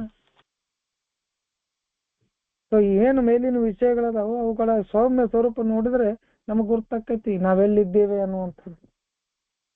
ನಮ್ಮಲ್ಲಿ ಎಲ್ಲರೂ ಏನು ಕೋಪಿಷ್ಟ್ರಲ್ಲ, ಎಲ್ಲರೂ ಏನು ಕಳ್ಳರಲ್ಲ, ಎಲ್ಲರೂ ಏನು ಅಹಂಕಾರಿಗಳಲ್ಲ, ಎಲ್ಲರೂ ಕೂಡ ಮತ್ತರದಿಂದಿದ್ದಾರಂತಲ್ಲ, ಎಲ್ಲರೂ ಕೂಡ ಕಾಮುಕರಂತ ಅಲ್ಲ. ನಾವು ಎಲ್ಲಿದ್ದೀವಿ ಅನ್ನುವಂಥದ್ದನ್ನ ನಾವು ನೋಡ್ಬೇಕು. ನಿಜವಾಗಿ ನಾವು ಗುರುತಿಸಬೇಕಾದ ವಿಷಯ ಏನಪ್ಪಾ ಅಂತಂದ್ರೆ ನಮ್ಮ ಈ ಕೊರತೆಗಳಲ್ಲಿ ಸಂತೋಷ ಕಾಣುತ್ತೇವೆ. ನಮ್ಮಲ್ಲಿರುವಂತ ಕೆಲವೊಂದಿಷ್ಟು ಕೊರತೆಗಳದಾವಲ್ಲ, ನ್ಯೂನ್ಯತೆಗಳದಾವಲ್ಲ, ಅವುಗಳನ್ನ ನಾವು ಪ್ರೀತಿಸ್ತೀವಿ ಮತ್ತು ಅದರೊಳಗೆ ನಾವು ಸಂತೋಷ ಪಡ್ತೀವಿ. ಅವು ಇರ್ಲಿ ಅನ್ನುವಂಥದ್ದು. ಉದಾಹರಣೆ ಹೇಳ್ತಾರಲ್ಲಿ, ಒಬ್ಬ ಮನುಷ್ಯನಿಗಿಂತ ನಾನು ಇನ್ನೊಂದಿಷ್ಟು ಉತ್ತಮ ಮಟ್ಟದಲ್ಲಿದ್ರ ಅದನ್ನ ನೋಡಿ ಯಾರಿಗ ಇಷ್ಟ ಆಗೋದಿಲ್ಲ. ಚೆನ್ನಾಗಿದ್ದೀನಪ್ಪ, ಅವನಕ್ಕಿಂತ ನಾನು ಚೆನ್ನಾಗಿದ್ದೀನಿ, ಅವನಕ್ಕಿಂತ ಒಂದಿಷ್ಟು ಈ ಸಮಾಜದಲ್ಲಿ ನಾನು ಒಂದಿಷ್ಟು ಉನ್ನತ ಮಟ್ಟದಲ್ಲಿ ಇದ್ದೀನಿ ಅನ್ನುವಂಥದ್ದು ಯಾರಿಗಾಗುದಿಲ್ಲ. ಸಂತೋಷ ಯಾರಿಗಾಗುದಿಲ್ಲ. ಆದ್ರೆ ಅದೇ ಸಂತೋಷವನ್ನ ಸ್ವಲ್ಪ ಉಚ್ಚ ಮಟ್ಟದಲ್ಲ, ಬಹಳ ಉಚ್ಚ ಮಟ್ಟದಲ್ಲಿ ಅದೀವಿ ಅನ್ನುವಂಥದ್ದನ್ನ ಇಲ್ಲಿ ಲೋಭಿತನ. ಅದು ಆ ಲೋಭಿತನದ ಅಭಿಲಾಷೆಗೆ ನಾವು ಬಣ್ಣ ಹಚ್ತೀವಿ. ಹೌದು, ಅವನಕ್ಕಿಂತ ನಾನು ಚೆನ್ನಾಗಿದ್ದೀನಿ ಅನ್ನುವಂಥದ್ದು. ಬಟ್ ಒಳಗಡೆ ನೋಡಿದ್ರೆ ನನ್ನಲ್ಲಿ ಲೋಭಿತನ ಇದೆ. ಆ ಲೋಭಿತನದ ಅಭಿಲಾಷೆಯನ್ನ ಬಣ್ಣ ಹಚ್ಚಿ ನಾನು ನೋಡುದಿಲ್ಲ. ನಾನು ಈಗ ಚೆನ್ನಾಗಿದ್ದೀನಿ, ಇದನ್ನೇ ಕಂಟಿನ್ಯೂ ಮಾಡ್ಬೇಕು, ಇದಕ್ಕಿಂತ ಹೆಚ್ಚಿಗೆ ಮಾಡ್ಕೋತ ಹೋಗ್ಬೇಕು, ಇದಕ್ಕಿಂತ ಹೆಚ್ಚಿಗೆ ಗಳಿಸ್ಕೊಂತ ಹೋಗ್ಬೇಕು, ಇದಕ್ಕಿಂತ ಹೆಚ್ಚು ಶ್ರೀಮಂತ ಆಗಬೇಕು, ಅವ್ರಿಗಿಂತ ಯಾವಾಗ್ಲೂ ನಾನು ಮೇಲಿರಬೇಕು. ಯಾಕಂದ್ರೆ ಆಲ್ರೆಡಿ ಒಬ್ಬರನ್ನ ನೋಡಿದ್ದೀನಲ್ಲ, ನಾನು ಅವ್ರಿಗಿಂತ ಮೇಲ್ಮಟ್ಟದಲ್ಲಿ ಇದೇ ರೀತಿ ನಾನು ಮೇಲೆ ಹೋಗ್ತಾನೇ ಇರಬೇಕು. ಅದು ಲೋಭಿ. ಆ ಆಸೆಗೆ, ಆ ಅಭಿಲಾಷೆಗೆ ನಾವು ಬಣ್ಣ ಹಚ್ತೀವಿ. ಲೋಭಿತನ ಅನ್ನುವಂತಹ ಗುಣದೋಷಕ್ಕೆ ಅಭಿಲಾಷೆ ಅನ್ನುವ ಬಣ್ಣವನ್ನ ಹಚ್ತೀವಿ. ಇನ್ನೊಂದು ಸ್ಪಷ್ಟವಾದ ಉದಾಹರಣೆಯಲ್ಲಿ ಕೊಡ್ತಾರ. ಕಾಮುಕತೆಯನ್ನ ಅಭಿಲಾಷೆಯ ಬಣ್ಣ ಹಚ್ಚಿ ನಾವು ನೋಡುದಿಲ್ಲ. ಕಾಮುಕತೆ ಅಂತಂದ್ರೆ ಯಾರು ಪಡ್ ಹೊಡೆದು ಬಿಡ್ತಾರ. ಬೇಕಾದ ಹುಡುಗಿ ಮುಂದೆ ನಿಂತು ನಾನು ನಿನ್ನ ಜೊತೆ ಕಾಮ ಮಾಡ್ಬೇಕಂದ್ರೆ ಫುಡ್ ಅಂತ ಹೊಡಿತಾರ. ಅದರ ಬದಲಿಗೆ ಒಂದು ಬಣ್ಣ ಹಚ್ತೀವಿ. ಪ್ರೀತಿ ಪ್ರೇಮದ ಬಗ್ಗೆ ಮಾತನಾಡ್ತೀವಿ. ಪ್ರೀತಿ ಪ್ರೇಮದಲ್ಲಿ ದೇವರನ್ನ ಕಾಣ್ತೀವಿ. ನಿನ್ನನ್ನು ಬಿಟ್ಟು ಇರಲಾರೆ, ನೀನಿಲ್ಲದೆ ಬದುಕಿಲ್ಲ, ಅದಕ್ಕೆ ಬಣ್ಣ ಹಚ್ತೀವಿ. ಬಟ್ ಇಂಟರ್ನಲ್ಲಿ ಅಲ್ಟಿಮೇಟ್ ರಿಸಲ್ಟ್ ಎಲ್ಲಿ ಮುಗಿತದ ಅಂದ್ರೆ ದೇಹ ಎರಡು ಕೂಡಿದಾಗ ಕಾಮುಕತೆ. ಅದನ್ನ ನಾವು ಒಳಗಡೆ ಇಟ್ಕೊಂಡು, ಆ ಕಾಮುಕತೆಯನ್ನು ಒಳಗಡೆ ಇಟ್ಕೊಂಡು ಆ ಒಂದು ಅಭಿಲಾಷೆಗೆ ಮತ್ತೊಂದು ಪೇಂಟ್ ಹಚ್ಚಿ ಬಿಡ್ತೀವಿ, ಬಣ್ಣ ಹಚ್ಚಿ ಅದಕ್ಕೆ ಪ್ರೀತಿ ಪ್ರೇಮ ಅನ್ನುವಂತ ಹೆಸರನ್ನ ಕೊಡ್ತೀವಿ. ಬಹಳ ಚಂದ ಕೊಡ್ತಾರೆ ಕಾಮುಕತೆಯನ್ನ ಅಭಿಲಾಷೆಯ ಬಣ್ಣ ಹಚ್ಚಿ ನೋಡುದಿಲ್ಲ, ನಾವು ನೋಡ್ತೇವೆ. ಯಾಕಂದ್ರೆ ಕಾಮುಕತೆಯನ್ನ ಮೆಚ್ಚುವುದು ಅಸಾಧ್ಯವೆಂದು ಕಾಣ್ತದ. ಹೋಗಿ ನಾನು ನಿನ್ನ ಹುಡುಕ ಲೈಂಗಿಕ ಮಾಡ್ತೀನಿ, ಯಾರು ಬಿಡ್ತಾರ? ಬಿಡುದಿಲ್ಲ, ಯಾರು ಬಿಡುದಿಲ್ಲ. ಸ್ಪಷ್ಟವಾಗಿ ಅದನ್ನು ಓದಬೇಕು. ಆ ಕಾಮುಕತೆಯ ಅಲ್ಟಿಮೇಟ್ ಎಂಡ್, ಅದು ಗುರಿ. ಅದು ಅಲ್ಟಿಮೇಟ್ ಎಂಡ್ ಏನಪ್ಪಾ ಅಂದ್ರೆ ಆ ಗುರಿ ಅಂದ್ರೆ ಆ ಕಾಮುಕತೆ. ಅದನ್ನ ಪಡಿಲಿಕ್ಕೆ ನಾವು ಯಾವ ಯಾವ ಬಣ್ಣಗಳನ್ನ ಹಚ್ತೀವಿ. ಪ್ರೀತಿ ಪ್ರೇಮ ಮಧುರ ಬಾಂಧವ್ಯ ಸಂಬಂಧ ಎಲ್ಲವನ್ನ ಬರಿತೀವಿ. ಅದಕ್ಕೆ ಅವ್ರು ಹೇಳ್ತಾರೆ ಕಾಮುಕತನವನ್ನ ಮೆಚ್ಚುವುದು ಅಸಾಧ್ಯವೆಂದು ಕಾಣುತ್ತದೆ. ಆದ್ರೆ ಎಷ್ಟು ಸ್ತ್ರೀ ಪುರುಷರು ಪ್ರೇಮದ ಬಗ್ಗೆ ಮಾತನಾಡ್ತಾರೆ ಮತ್ತು ಅದನ್ನೇ ಪ್ರೀತಿ ಪ್ರೇಮ ಅಂತ ನಂಬುತ್ತಾರೆ. ಹೀಗೆ ಮಾತನಾಡ್ಬೇಕಾದ್ರೆ ಈ ಪ್ರೀತಿ ಪ್ರೇಮದ ವಿಷಯದ ಬಗ್ಗೆ ಮಾತನಾಡ್ಬೇಕಾದ್ರೆ ಈ ಕೊನೆಯ ಏನಿದೆ ಇಲ್ಲ ಎಂಡ್ ರಿಸಲ್ಟ್, ಆ ಕಾಮುಕತೆಯನ್ನ ಅಥವಾ ಆ ಕಾಮ ಎಂಬುದನ್ನು ಮನಸ್ಸಿನ ಕೋಣೆಯಲ್ಲಿ ನಾವು ಮುಚ್ಚಿಟ್ಟಿರ್ತೀವಿ. ಕೊನೆಯ ಅಂತ ಅದು ಅದೇ ಆಗ್ತದ. ಅದನ್ನ ಇಟ್ಕೊಂಡಾಗ ಒಬ್ಬರಿಗೊಬ್ರು ಇಷ್ಟಪಟ್ಟಿರ್ತೀವಿ. ಅದಕ್ಕೆ ನಾವು ಬಣ್ಣ ಹಚ್ಚಿ ಮಾತನಾಡ್ತೀವಿ. ಆಚಾರದ ಚೌಕಟ್ಟಿನೊಳಗೆ ನಮ್ಮ ಬಾಹ್ಯ ನಡವಳಿಕೆ ಇದ್ದರೂ ಆಚಾರ ವಿಚಾರ ಸಮಾಜ ಏನ್ ಹೇಳ್ತದ, ಸಂಸ್ಕಾರ ಏನ್ ಹೇಳ್ತದ, ಹುಡುಗಿಯನ್ನ ಮುಂದೆ ಹೋಗಿ ನಿಂತು ಪ್ರೀತಿ ಮಾಡ್ತೀನಿ ಅಂತ ಹೇಳ್ತೀವಿ, ಹೊರತಾಗಿ ನಿನ್ನ ಜೊತೆ ನಾವು ಲೈಂಗಿಕವಾಗಿರ್ಬೇಕಂತ ಹೇಳೋದಿಲ್ಲ. ಇದನ್ನ ಆಚಾರ್ಯ ಚೌಕಟ್ಟು. ನಾನು ನಿನ್ನ ಇಷ್ಟಪಡ್ತೀನಿ, ಪ್ರೀತಿ ಮಾಡ್ತೀನಿ, ಪ್ರೇಮಿಸ್ತೀನಿ, ಮದುವೆ ಆಗ್ತೀನಿ, ಇವೆಲ್ಲವೂ ಆಚಾರದ ಚೌಕಟ್ಟು. ಆಚಾರದ ಚೌಕಟ್ಟು ಏನು ಸಮಾಜ ನಿರ್ಮಾಣ ಮಾಡಿದೆ ಆ ಚೌಕಟ್ಟಿನೊಳಗಿಟ್ಟು ನಾವು ಬಾಹ್ಯ ನಡವಳಿಕೆಗಳನ್ನ ನೋಡ್ತೀವಿ. ನಮ್ಮ ಹೊರಗಿನ ನಡವಳಿಕೆಗಳು ಹಿಂಗಿರ್ತಾವ. ಪ್ರೀತಿ ಪ್ರೇಮ ಮಧುರ ಸಂಬಂಧ ಮದುವೆ ಅನ್ನುವಂಥದ್ದೆಲ್ಲವನ್ನ ಮಾತನಾಡ್ತೀವಿ. ನೀನ್ ನನಗಿಷ್ಟ ಅಂತೇಳಿ. ಆದ್ರೆ ರಿಸಲ್ಟ್ ಏನು ಅಂತ ಏನು ಲಾಸ್ಟ್ ಕೊನೆ ಹಂತ ಏನಪ್ಪಾ ಅಂತಂದ್ರೆ ಇದೆ. ನಮ್ಮ ಬಾಹ್ಯ ನಡವಳಿಕೆ ಅಥವಾ ನಮ್ಮ ಹೊರಗಿನ ನಡವಳಿಕೆ ಹೇಗೆ ಇದ್ರೂ ಕೂಡ ಕಾಮಕೇಳಿಯ ತಮ್ಮ ಸ್ವಪ್ನಗಳನ್ನ ಪ್ರೀತಿ ಪ್ರೇಮ ಎಂದು ಹೆಸರಿಟ್ಟು ಕರಿತೀವಿ. ಅದನ್ನ ಕರಿತೀವಿ ಇಲ್ಲ. ಕೊನೆಯದೇನು ಏನಂತ ಹೇಳ್ತೀವಿ ನಾವು, ಅಲ್ಟಿಮೇಟ್ ರಿಸಲ್ಟ್ ಅಥವಾ ಅಲ್ಟಿಮೇಟ್ ಎಂಡ್ ಏನಪ್ಪಾ ಅಂತ ಅದೇ ಲೈಂಗಿಕತೆ, ಕಾಮಕತೆ. ಅದಕ್ಕೆ ನಾವು ಈ ಎಲ್ಲ ಹೆಸರುಗಳನ್ನ ಕೊಡ್ತೀವಿ. ಯಾಕೆ ಕೊಡ್ತೀವಿ ಅಂದ್ರೆ ಸಮಾಜ ನಮಗೊಂದಿಷ್ಟು ಚೌಕಟ್ಟುಗಳನ್ನು ಹಾಕೈತಿ, ಒಂದಿಷ್ಟು ಬೌಂಡ್ರೀಸ್ಗಳಿದಾವೆ ಈ ಸಮಾಜದಲ್ಲಿ, ಯಾವುದನ್ನ ಹೇಗೆ ಮಾತನಾಡಬೇಕು, ಹೇಗೆ ಕೇಳಬೇಕು ಅಂತ. ಅದಕ್ಕೆ ಅವರಿಲ್ಲಿ ಬರೀತಾರೆ. ನಮ್ಮಲ್ಲಿ ನಾವು ಕೆಲವೊಂದಿಷ್ಟು ಗುರುತಿಸಬೇಕಾದ್ರೆ ವಿಷಯಗಳದಾವು, ಅವುಗಳನ್ನ ನಾವು ಗುರುತು ಮಾಡ್ಕೋಬೇಕು. ನಾವು ಏನು ನಮ್ಮ ಒಳಗಿನ ಅಂತಿಮ ಏನು ಘಟ್ಟ ಐತಲ್ಲ, ಆ ಅಂತಿಮ ಘಟ್ಟಕ್ಕೆ ನಾವು ಯಾವ್ಯಾವ ಬಣ್ಣಗಳನ್ನ ಕೊಡ್ತೇವೆ. ನಾನು ಇನ್ನೊಬ್ಬನಕ್ಕಿಂತ ಹೆಚ್ಚಿನ ಮೇಲಿನ ಸ್ಥಿತಿಗತಿಗಳಲ್ಲಿ ಇದೀನಿ, ಅದು ಒಳ್ಳೆಯದು, ಆದ್ರೆ ಇನ್ನೂ ಅದ್ರ ಮೇಲೆ ಹೋಗ್ತಾನೆ ಇರ್ಬೇಕು ಅನ್ನುವಂಥದ್ದು ಅಭಿಲಾಷೆಗೆ ಏನು ಒಂದು ಬಣ್ಣ ಕೊಡ್ತೀವಲ್ಲ, ಹಂಗೆ ಇಲ್ಲಿ ಕೊಡ್ತೀವಿ. ಪ್ರೀತಿ ಪ್ರೇಮದ ಹೆಸರನ್ನಿಟ್ಟು ನಾವು ಕೊನೆಗೆ ನಮ್ಮ ಅಂತಿಮ ಘಟ್ಟ ಏನಿರ್ತದಂದ್ರೆ ಅದು ಕಾಮ. ಅದು ಬಿಟ್ಟರೆ ಏನಿರ್ತದ ಅನ್ನುವಂಥದ್ದು. ಆ ಕಾಮ ಅಂದ್ರೆ ಇದ್ರಿಗೆ ಹೇಳೋದಕ್ಕಿಂತ ಹೆಚ್ಚಾಗಿ ಅದಕ್ಕೊಂದಿಷ್ಟು ಬಣ್ಣ ಕಟ್ಟಿ ಪ್ರೀತಿ ಪ್ರೇಮ ಸಂಬಂಧ ಇಷ್ಟ ಅಂತ ಹೇಳಿ ಅವೆಲ್ಲವನ್ನ ನಾವು ಮಾಡ್ತೀವಿ. ಇಲ್ಲಿ ಅದಕ್ಕೆ ಹೇಳ್ತಾರ ಅವ್ರು ಮುಂದಿನ ಪ್ಯಾರಾದಲ್ಲಿ, ಸ್ವಸಮರ್ಥನೆ ಓದಿ ಸರ್ ಪ್ಲೀಸ್, ಅದೊಂದು ಪ್ಯಾರ ಓದಿ. ಸ್ವಸಮರ್ಥನೆಯ ಕೋಪವು ಕೂಡ ಆನಂದದಾಯಕವಾದುದು. ಹಲವರಿಗೆ ನಮಗೆ ಕಿರಿಕಿರಿಯಾಗುವುದರಲ್ಲಿಯೂ ಒಂದು ರೀತಿಯ ತೃಪ್ತಿ ಸಿಗುತ್ತದೆ. ಯಾಕೆಂದರೆ ಆ ಮೂಲಕ ತಾನು ಅವರಿಗಿಂತ ಉತ್ತಮ ಎನ್ನುವ ಭಾವನೆಯು ಲಭಿಸುತ್ತದೆ. ಬೇರೊಬ್ಬರ ಸುದ್ದಿಯಿಂದ, ವ್ಯಕ್ತಿತ್ವ ನಾಶದಿಂದ, ಇಂಥವುಗಳಿಂದ ನಮಗೆ ತೃಪ್ತಿ ಸಿಗುವುದಿದೆ. ಇಲ್ಲಿ ನಾವು ಯಾರ ಬಗ್ಗೆ ಟೀಕೆ ಟಿಪ್ಪಣಿ ಮಾಡುತ್ತೇವೋ ಅವರಿಗೆ ನಾವು ಸಹಾಯ ಮಾಡುವುದಿಲ್ಲ. ಬದಲಿಗೆ ನಾವು ನಮ್ಮದೇ ಪ್ರಾಮಾಣಿಕತೆ ಅಥವಾ ಉತ್ತಮಿಕೆಯನ್ನು ಎತ್ತಿ ಹಿಡುವ ಪ್ರಯತ್ನ ಮಾಡುತ್ತೇವೆ. ಓಕೆ ನೋಡ್ರಿ, ಇಲ್ಲಿ ಇದು ಬರ್ತದೆ. ಬರೀ ಆ ವಿಷಯಗಳು ಅಷ್ಟೇ ಅಲ್ಲ, ಸ್ವಸಮರ್ಥನೆ, ನಮ್ಮಲ್ಲಿರುವಂತ ಸ್ವಸಮರ್ಥನೆಯ ಕೋಪ ಅಥವಾ ನನ್ನ ಕೋಪ ನಿಜವಾಗಿಯೂ ಸರಿ, ನಾನು ಮಾಡ್ತಾ ಇರೋದು, ನಾನು ಕೋಪಗೊಳ್ತಾ ಇರೋದು 100% ಕರೆಕ್ಟ್ ಅನ್ನುವಂಥದ್ದು ಕೂಡ ಒಮ್ಮೊಮ್ಮೆ ಆನಂದ ತರ್ತಿರ್ತದೆ ನಮ್ಗೆ. ಆಫೀಸ್ನಲ್ಲಿ ಬಾಯಿ ಮಾಡ್ತಿರ್ತೀವಿ, ಕೆಲಸ ಮಾಡುವಲ್ಲಿ ಬಾಯಿ ಮಾಡ್ತಿರ್ತೀವಿ, ಅದು ಮಾಡಿಲ್ಲ ಇದು ಮಾಡಿಲ್ಲ, ನಮ್ಮನ್ನ ನಾನು ಕೋಪ ಮಾಡ್ಕೊಳಕತ್ತೀನಲ್ಲ, ಅದು ನಿಜವಾಗಿಯೂ ಒಳ್ಳೆಯದು ಇದು ಹೇಳಲಿಕ್ಕೆ, ಒಳ್ಳೆಯದನ್ನ ಹೇಳಲಿಕ್ಕೆ ನಾನು ಕೋಪ ಮಾಡ್ಕೊಳ್ತಾ ಇದ್ದೀನಿ ಅನ್ನುವಂಥದ್ದು. ಕೆಲವರಿಂದ ನಮ್ಗೇನು ಕಿರಿಕಿರಿ ಆಕೈತಲ್ಲ, ಅದರಲ್ಲಿ ಕೂಡ ನಾವು ತೃಪ್ತಿ ಅನುಭವಿಸ್ತೀವಿ. ಯಾರು ನಮ್ಮನ್ನ ಒಂದಿಷ್ಟು ಕಿರಿಕಿರಿ ಮಾಡ್ಲಿಕ್ಕೆ ಪ್ರಯತ್ನ ಪಡ್ತಾರಲ್ಲ, ಅದರಲ್ಲಿ ಕೂಡ ನಮ್ಗೆ ಸಂತೋಷ ಸಿಗ್ತಿರ್ತದೆ. ನಮ್ಮನ್ನ ನೋಡಿ ಯಾರು ಹೊಟ್ಟೆ ಉರ್ಕೋತಿರ್ತಾರಲ್ಲ, ಅದನ್ನ ನೋಡಿ ನಮ್ಗೆ ಸಂತೋಷ ಸಿಗ್ತಿರ್ತದೆ. ಇದು ಕೂಡ ವಿಕೃತ. ಮತ್ತೊಬ್ಬ ನನ್ನನ್ನ ನೋಡಿ ಹೊಟ್ಟೆ ಉರ್ಕೊಳ್ಳೋದ್ರನ್ನ ನೋಡಿ ನಾನು ಖುಷಿ ಪಡುವುದು, ಅದು ಕೂಡ ವಿಕೃತ. ಅಲ್ಲಿ ಕೂಡ ನಮ್ಗೊಂದಿಷ್ಟು ತೃಪ್ತಿ ಸಿಗ್ತದ. ಯಾಕಂದ್ರೆ ನಮಗೊಂದು ಫೀಲಿಂಗ್ ಇರ್ತದ, ನಾನು ಅವನಿಗಿಂತ ಭಾರಿ ಅದೀನಿ, ನನ್ನ ನೋಡಿ ಅವನು ಉರ್ಕೊಳಕತ್ತಾನ ಮಗ. ನನ್ನ ಸ್ಥಿತಿಗತಿಗಳನ್ನ, ನನ್ನ ಇರುವಿಕೆಯನ್ನ, ನನ್ನ ಅಂತಸ್ತನ್ನ, ನನ್ನ ಸ್ಟೇಟಸ್ ಅನ್ನ, ಸಮಾಜದಲ್ಲಿ ನನಗಿರುವ ಈ ಏನು ಅಸ್ತಿತ್ವದ ಬಗ್ಗೆ ನೋಡ್ಕೊಂಡು ಇನ್ನೊಬ್ಬ ಉರ್ಕೊಳಕತ್ತಾನಲ್ಲ, ಅದನ್ನು ನೋಡಿ ನಾನು ಖುಷಿ ಪಡ್ತೀನಿ. ಯಾಕೆ ಹಂಗ ಪಡ್ತೀನಿ ಅಂದ್ರೆ ನಾನು ಅವನಕ್ಕಿಂತ ಭಾರಿ ಅದೀನಿ, ಅವನಕ್ಕಿಂತ ಉತ್ತಮವಾದ ಒಂದು ಸ್ಥಿತಿಗತಿಯಲ್ಲಿದ್ದೀನಿ ಅನ್ನುವಂಥದ್ದು ನನ್ನ ಭಾವನೆ ಇರ್ತದೆ.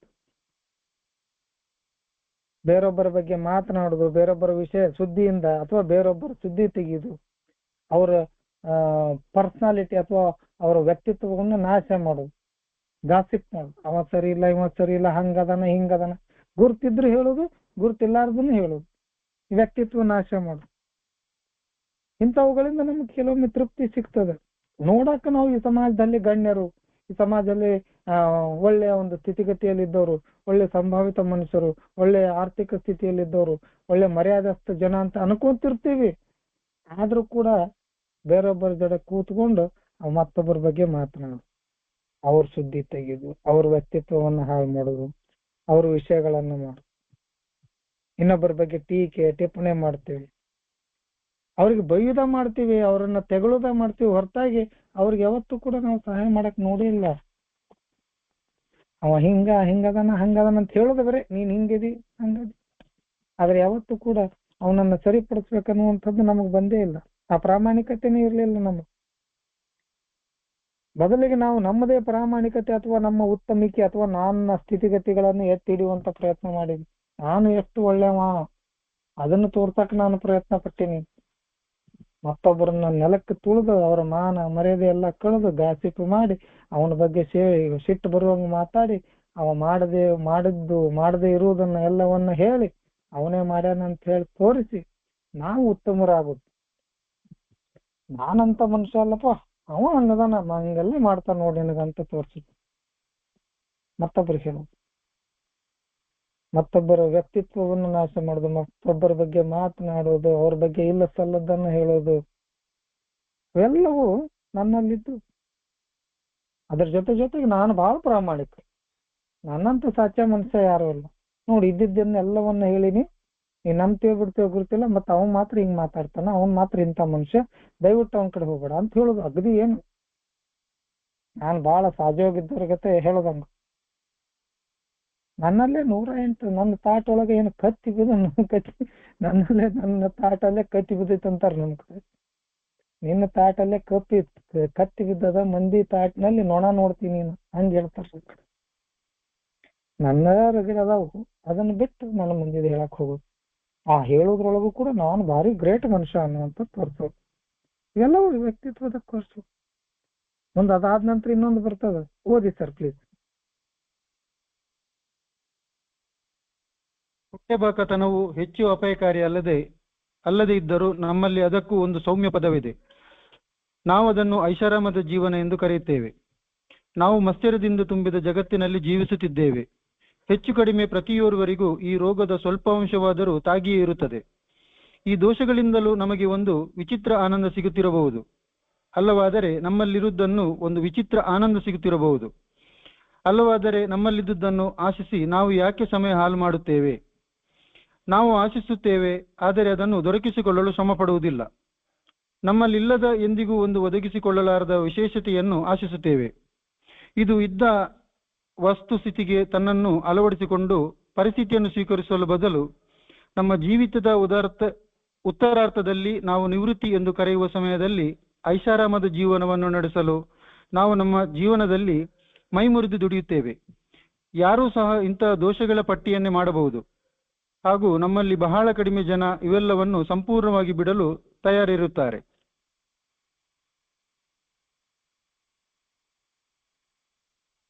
ಹೊಟ್ಟೆ ಬಾಕುತ್ತಾನ, ಹೊಟ್ಟಿಗೆ ತಿನ್ನೋದು ಏನ್ ತಪ್ಪನು? ಈ ಜೀವನದಲ್ಲಿ ಬಂದೀವಿ, ಹೊಟ್ಟೆ ತುಂಬ ಉಂಡು ತಿಂದು ಚಂದಂದು ಬಟ್ಟೆ ಹಾಕೊಂಡು ಜಗತ್ತಿನಲ್ಲಿ ಏನು ಚೆನ್ನಾಗಿರ್ತದ ಅದೆಲ್ಲವನ್ನ ತಿನ್ನೋದಕ್ಕೆ ಏನು ತಪ್ಪನು ಅನ್ನಿಸ್ತದ? ಇಲ್ಲ, ತಪ್ಪಲ್ಲ. ಆದ್ರೆ ಎಲ್ಲವೂ ನಾನೇ ತಿಂತೀನಿ, ನನಗೆ ಇನ್ನಷ್ಟು ಬೇಕು ಅನ್ನೋದು, ಜನ ತಿನ್ನೋದನ್ನು ಕೂಡ ನಾನೇ ತಿಂತೀನಿ ಅನ್ನುವಂಥದ್ದು ಹೊಟ್ಟೆ ಬಾಕ್ತಾನ. ನಾವು ಅದನ್ನ ಹೆಸರು ಕೊಡ್ತೀವಿ. ಇನ್ನೊಂದು, ನಮಗೆ ದೇವ್ರು ಎಲ್ಲವನ್ನ ಕೊಟ್ಟಾನ, ಐಷಾರಾಮದ ಜೀವನ ಮಾಡ್ಬೇಕು, ಹೊಟ್ಟೆ ತುಂಬ ತಿನ್ನಬೇಕು, ಇನ್ನಷ್ಟು ತಿನ್ನಬೇಕು, ಬೇಕು ಬೇಡದ್ದನ್ನ ತಿನ್ನಬೇಕು. ಈ ಜಗತ್ತಿನಲ್ಲಿ ಯಾವುದೇ ರುಚಿಯನ್ನ ನಾನು ನೋಡದೇ ಇರಬಾರ್ದು, ಅಂಥವೆಲ್ಲವನ್ನ ತಿನ್ನಬೇಕು, ಬೇಡ. ಅದಕ್ಕೆ ನಾವು ಐಷಾರಾಮದ ಜೀವನ, ದೇವ್ರು ಎಲ್ಲವನ್ನ ಕೊಟ್ಟಾನ, ಎಲ್ಲವನ್ನ ತಿನ್ನು.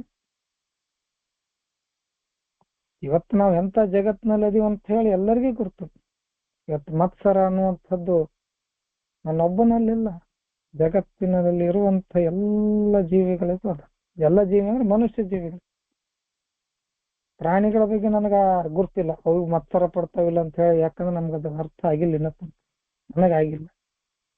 ಇರಬಹುದೇನೋ, ಅಲ್ಲಿ ಕೂಡ ಮತ್ಸರ ಇರಬಹುದೇನೋ, ಆದ್ರೆ ಮನುಷ್ಯರಲ್ಲಿ ಮಾತ್ರ ನಾವು ನೋಡಿ ಪ್ರತಿಯೊಬ್ಬರಲ್ಲೂ ಕೂಡ ಇವತ್ತು ಇದೆ. ಇದರಲ್ಲಿ ರೋಗದ ಸ್ವಲ್ಪ ಅಂಶವಾದರೂ ಪ್ರತಿಯೊಬ್ಬ ಮನುಷ್ಯನಲ್ಲಿದೆ ಅಂತ ಹೇಳ್ತಾರೆ. ಈ ದೋಷಗಳಿಂದ ನಮ್ಗೆ ಒಂದು ವಿಚಿತ್ರ ಆನಂದ ಸಿಗ್ತಿರ್ತದ ಅಲ್ವಾದ್ರೆ, ನಮ್ಮಲ್ಲಿ ಇಲ್ಲದನ್ನು ನಾವು ಇಲ್ಲದನ್ನು ಆಸೆ ಪಡೋದು, ನಮ್ಮಲ್ಲಿ ಇಲ್ಲದನ್ನು ಆಸೆ ಪಡೋದು, ಅದಕ್ಕಾಗಿ ನಾವು ಕಷ್ಟ ಪಡೋದು, ಅದಕ್ಕಾಗಿ ನಾವು ಸಮಯ ಹಾಳು ಮಾಡೋದು.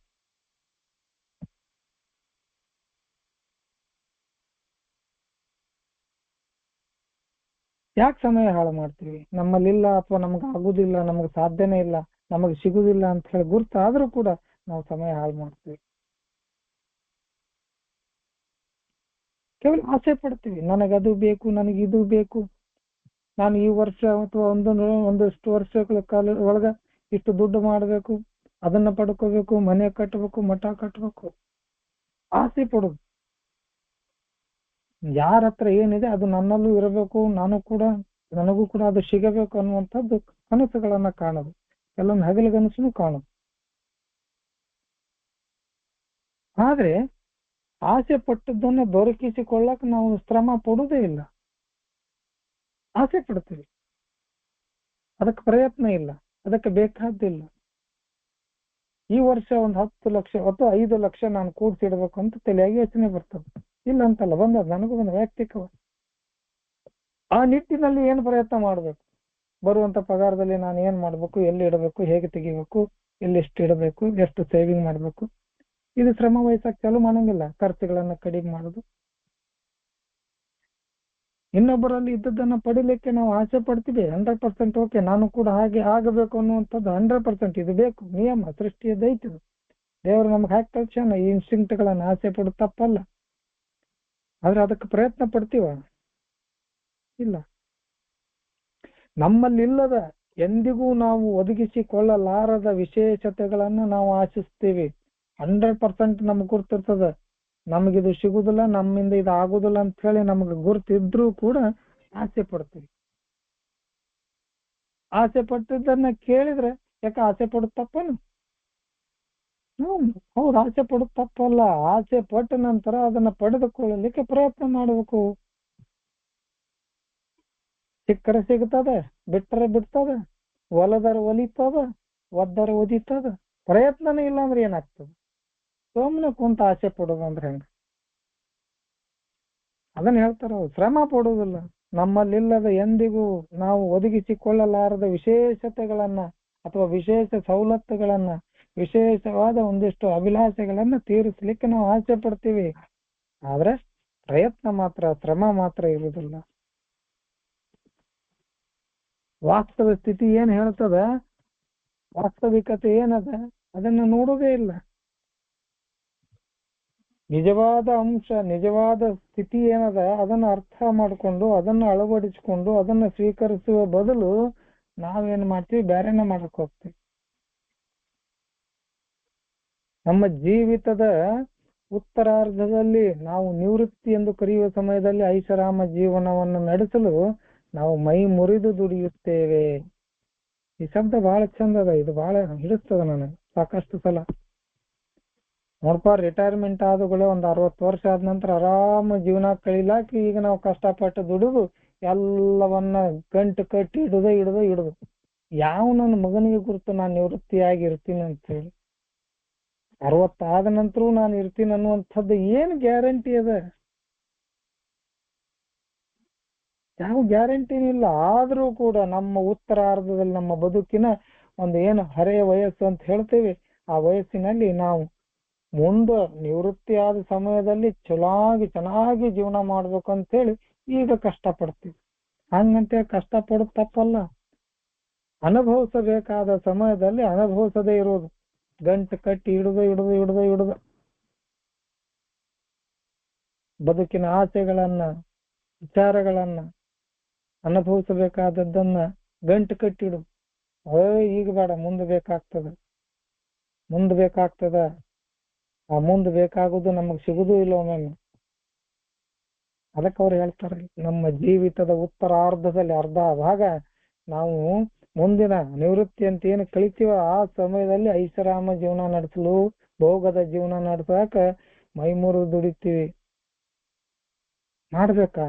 ಯಾರಿಗ್ ಗುರ್ತು? ಅನಿಶ್ಚಿತತೆಯ ಬದುಕು. ನಾಳೆಗಿರ್ತೀವಂತ ಗುರ್ತಿಲ್ಲ, ಇದಾದ ನಂತರ 10 ನಿಮಿಷಕ್ಕೂ ಇರ್ತೀವಂತನೂ ಗುರ್ತಿಲ್ಲ, ಇವತ್ತಿನ ಟಾಪಿಕ್ ಕೂಡ ಕಂಪ್ಲೀಟ್ ಮಾಡ್ತೀನಿ ಅಂತಾನು ಗುರ್ತಿಲ್ಲ.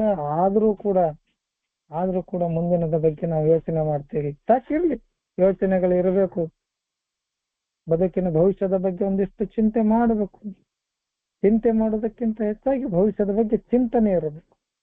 ಚಿಂತೆ ಮಾಡಬಾರ್ದು ಅಂತ ಹೇಳ್ತಾರೆ, ಚಿಂತನೆ ಇರಬೇಕು. ಅದಕ್ಕೆ ಏನ್ ಮಾಡ್ಬೇಕು ಅಷ್ಟು ಮಾಡ್ಬೇಕು. ಅದನ್ನೇ ಮಾಡ್ಲಿಕ್ಕೆ ಇವತ್ತಿನ ಸುಖ ಸಂತೋಷ ಹಾಳು ಮಾಡೋದ್ರಲ್ಲಿ ಏನ್ ಅರ್ಥ ಇದೆ? ಇವತ್ತು ಬದುಕುದೇ ಇಲ್ಲ. ನಾನು 60 ಆದ್ಮೇಲೆ ಬದುಕಬೇಕು. 60 ಆದ್ಮೇಲೆ ಯಾವ ಮಗ ಎಲ್ಲಿರ್ತಾನೋ ಯಾರಿಗ್ ಗುರ್ತು? ನನಗ ಗುರ್ತಿಲ್ಲ. ಸೊ ಇಂಥ ಸಣ್ಣ ಪುಟ್ಟ ದೋಷಗಳನ್ನ ನಾವು ಪಟ್ಟಿ ಮಾಡ್ಬೋದು. ಸೊ ಇಂಥ ಸಣ್ಣ ಪುಟ್ಟ ದೋಷಗಳನ್ನ ಕೂಡ ನಮ್ಮಲ್ಲಿ ಕೆಲವು ಜನ ಬಿಡ್ಲಿಕ್ಕೆ ರೆಡಿ ಇರ್ತಾರ, ಅದನ್ನ ಮಾಡು, ಅಂತವನ್ನು ತಯಾರಿ ಮಾಡು. ಹಂಗಂತೇಳಿ ಯಾವ ಸೇವಿಂಗ್ ಇಲ್ಲ, ಏನಿಲ್ಲ, ಮುಂದಿನ ಬದುಕಿಗೆ ಭವಿಷ್ಯಕ್ಕೆ ಏನೂ ಇಲ್ಲ, ಇವತ್ತಿಂದ ಇವತ್ತು ಹಾಳು ಮಾಡ್ರಿ ಅಂತಲ್ಲ, ಇವತ್ತಿಂದ ಇವತ್ತು ತೂರ್ಯಾಡ್ರಿ ಅಂತಲ್ಲ.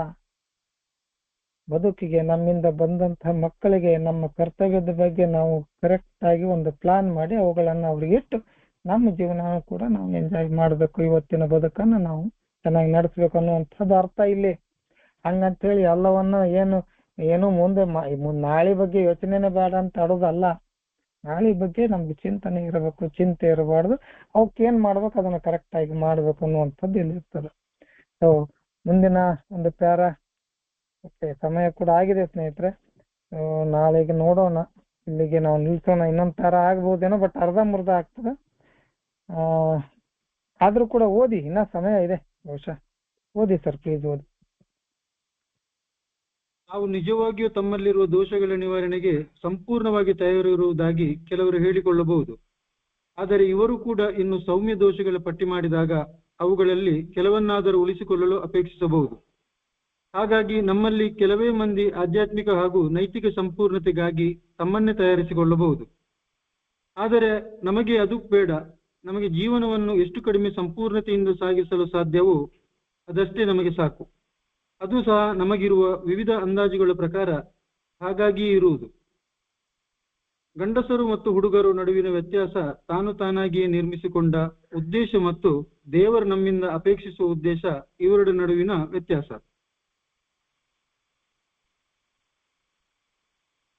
ಎಸ್, ಅವು ನಿಜವಾಗಿಯೂ ಕೂಡ ನಮ್ಮಲ್ಲಿರುವಂತಹ ಎಲ್ಲ ದೋಷಗಳ ನಿವಾರಣೆಗೆ ನಾವು ಸಂಪೂರ್ಣವಾಗಿ ತಯಾರಾಗ್ತೀವಿ ಅನ್ನುವಂಥದ್ದು ಹೇಳ್ಕೋಬಹುದು, ಇಲ್ಲ ಅಂತಲ್ಲ, ಹೇಳ್ಕೊತೀವಿ. ಎಸ್, ನಾನ್ ರೆಡಿ.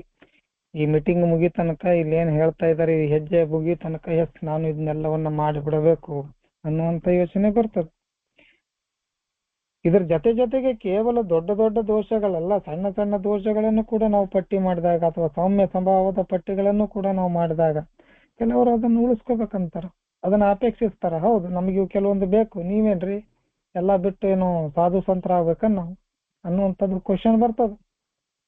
ಕೆಲವರು ಉಪಯೋಗ ಅವನ್ನ ಅಪೇಕ್ಷಿಸ್ತಾರೆ, ಇನ್ನೊಂದಿಷ್ಟು ಇರ್ಲಿ ಅಂತ ಹೇಳ್ತಾರೆ. ಹಂಗಾಗಿ ಅವ್ರು ಹೇಳ್ತಾರ ಎಲ್ಲರಿಗೂ ಇದು ಸಾಧ್ಯವಲ್ಲ, ನಾವು ಸಂತ ಪುರುಷರಲ್ಲ. ನಮ್ಮಲ್ಲಿ ಕೆಲವು ಆಧ್ಯಾತ್ಮಿಕ ಮತ್ತು ನೈತಿಕ ಸಂಪೂರ್ಣತೆಗೆ ತಮ್ಮನ್ನು ತಾವು ತಯಾರಿಸಿಕೊಳ್ಬಹುದು. ಕೆಲವು ಮಂದಿ ಹೋಗ್ತದೆ, ಎಲ್ಲರಿಗೆ ಆಗೋದಿಲ್ಲ, ನಮ್ಮಂತವ್ರಿಗೆ ಆಗೋದಿಲ್ಲ, ನನ್ನಂತವನಿಗೆ ಆಗೋದಿಲ್ಲ ಅನ್ಸೋದು. ಆದ್ರೆ ಕೆಲವು ಮಂದಿ ಇದಾರೆ ಸ್ನೇಹಿತರೆ, ಅವರು ಅದನ್ನ ಸಂಪೂರ್ಣತೆಯಡಿಗೆ ನಡೀತಾರೆ, ಇಲ್ಲ ಅಂತಲ್ಲ. ಆದ್ರೆ ನಮಗದು ಬೇಕಾಗಿಲ್ಲ. ಅದಕ್ಕೆ ಹೇಳ್ತಾರ ಅವರು, ನಮಗ ಇಷ್ಟೊಂದು ನಿಮಗ ಕಟ್ಟುನಿಟ್ಟುಗಳನ್ನ ಹಾಕಿದ್ರೆ ಅಥವಾ ಗೆರಿ ಕೊರ್ದು ಇದನ್ನ ಹಿಂಗೆ ಮಾಡ್ಬೇಕು ಅಂತ ಬರೆದ್ರೆ ನಮ್ಮ ಆಲ್ಕೋಹಾಲಿಕ್ಸ್ ಅನಾನಿಮಸ್ ನಲ್ಲಿ ಜನ ನಿಲ್ಲುದಲ್ಲ, ನಮ್ಗೆ ಗುರ್ತದ ಅಂತ ಹೇಳ್ತಾರೆ ಅವ್ರು. ಅದಕ್ಕೆ ಅವ್ರು ಹೇಳ್ತಾರೆ ಏನಪ್ಪಾ ಅಂತಂದ್ರೆ, ನಮಗದು ಬೇಡ, ನಮಗ್ ಜೀವನವನ್ನು ಎಷ್ಟು ಕಡಿಮೆ ಸಂಪೂರ್ಣತೆಯಿಂದ ಸಾಗಿಸಲು ಸಾಧ್ಯ ಅದರಷ್ಟೇ ಸಾಕು ನಮಗೆ. ಅದು ಸಹ ನಮಗಿರೋ ವಿವಿಧ ಅಂದಾಜುಗಳ ಪ್ರಕಾರ ಹಾಗಾಗಿಯೇ ಇರುವುದು. ಏನಪ್ಪಾ ಅಂದ್ರೆ ಗಂಡಸರು ಮತ್ತು ಹುಡುಗರ ಒಂದು ವ್ಯತ್ಯಾಸ. ಈ ಹೆಜ್ಜೆಯಲ್ಲಿ ಹೇಳ್ತಾರ ಅವ್ರು, ಹುಡುಗರಿಂದ ಗಂಡಸರನ್ನಾಗಿ ಮಾರ್ಪಡಿಸ್ತದ ಅಥವಾ ಗಂಡಸರನ್ನ ಹುಡುಗರಿಂದ ಬೇರ್ಪಡಿಸ್ತದ ಅಂದ್ರೆ ಏನು, ಒಂದಿಷ್ಟು ವಿವೇಚನೆ ಮಾಡುವಂತ ಶಕ್ತಿ ಇಲ್ಲಿ ಬರ್ತದ. ನಾವು ಏನು ಮಾಡ್ಬೇಕು ಏನು ಬೇಡ ಅನ್ನುವಂಥದ್ದು ಬರ್ತದ. ನಾವಾಗೇ ನಿರ್ಮಿಸಿಕೊಂಡ ಉದ್ದೇಶ ಮತ್ತು ದೇವರು ನಮ್ಮಿಂದ ಅಪೇಕ್ಷಿಸುವ ಉದ್ದೇಶ, ಇವೆರಡರ ನಡುವಿನ ವ್ಯತ್ಯಾಸ ಅಂತ ಹೇಳ್ತಾರೆ. ಏನಂತ ಹೇಳ್ತಾರಂದ್ರೆ, ನಾನು ಕೆಲವೊಂದಿಷ್ಟು ಇರ್ಲಿ, ಕೆಲವೊಂದಿಷ್ಟು ಇರಬೇಕು, ಕೆಲವೊಂದಿಷ್ಟು ಇರದೇ ಇದ್ರೆ ಜೀವನಾನೇ ಅಲ್ಲ ಅಂತ ಹೇಳಿ ನಾನು ಯೋಚನೆ ಮಾಡ್ತೀನಿ. ಅದು ನನ್ನ ಯೋಚನೆ, ನನ್ನ ಇಚ್ಛೆ, ನನ್ನ ಉದ್ದೇಶ. ಆದ್ರೆ ದೇವರ ಇಚ್ಛೆ, ದೇವರ ಉದ್ದೇಶ ಏನಿದೆ ಅನ್ನುವಂಥದ್ದನ್ನ ನಾವು ತಿಳ್ಕೊಳ್ಳುವಂತ ಪ್ರಯತ್ನ ಮಾಡೋದಿಲ್ಲ. ಅದೇ ಇವೆರಡರ ನಡುವೆ ವ್ಯತ್ಯಾಸ ಅಂತ ಹೇಳ್ತಾರೆ. ದೇವರ ಇಚ್ಛೆ ಏನದ ಅನ್ನುವಂಥದ್ದನ್ನ ಅರ್ಥ ಮಾಡ್ಕೋಬೇಕಾದ್ರೆ ಸಮಯನೂ ಬೇಕಾಗ್ತದ. ಬದುಕಿನ ಎಲ್ಲವನ್ನ ಸೂಕ್ಷ್ಮ ರೀತಿಯಲ್ಲಿ ನೋಡ್ಬೇಕಾಗ್ತದ. ಆದ್ರೆ ಕೂಡ ನಾವೇನ್ ಮಾಡ್ತೀವಿ, ಕೆಲವೊಂದಿಷ್ಟು ಇರ್ಲಿ, ಕೆಲವೊಂದಿಷ್ಟು ನಮ್ಮೊಂದಿಗೆ ಇರ್ಲಿ, ನಮಗ್ ಸಂಪೂರ್ಣತೆ ಬೇಡ, ನಮಗೊಂದಿಷ್ಟು ಸ್ವಲ್ಪ ಸಿಕ್ಕರೆ ಸಾಕು, ಇಷ್ಟು ಆರಾಮಾಗಿ ಇದೀವಿ ಅನ್ನುವಂಥದ್ದನ್ನ ನಾವು ನೋಡ್ತೀವಿ. ಹಿಂಗಾಗಿ ಇದರಲ್ಲೂ ಕೂಡ ವ್ಯತ್ಯಾಸ ಇದೆ. ಮುಂದೆ ನಾಳೆ ಏನಾಗ್ತದೆ ನೋಡೋಣ ಸ್ನೇಹಿತರೆ.